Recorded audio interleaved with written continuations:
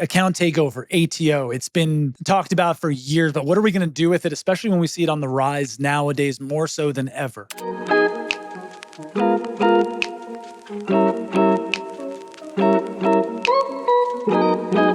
ATO is a two-way street between provider or even the wing of your company that's doing decisioning and the internal teams themselves, the teams that are worried about trust and safety, the teams that are worried about managing dormant accounts. A lot of merchants that we talk to do not have dormant account policies. They are not wiping passwords. They are not wiping stored payment instruments for accounts that haven't been accessed for 5, 10, even 15 or 20 years. That is huge, because if you are running a marketplace and your seller accounts are sitting around since the year 1999, odds are the email and password combination for that seller account has been compromised somewhere. And odds are tremendously in favor that that password has been reused from the compromised site. So if your seller account is now compromised, then we fall into the realm of everything we've been talking about today with triangulation fraud. When we address ATO, we really need to think about what we're doing with dormant accounts. We need to really think about whether or not those dormant accounts are buyer accounts, seller accounts, or both. We need to think about and look into where these orders are being shipped. 9 times out of 10 in ATO cases, there is going to be a brand new delivery address being used.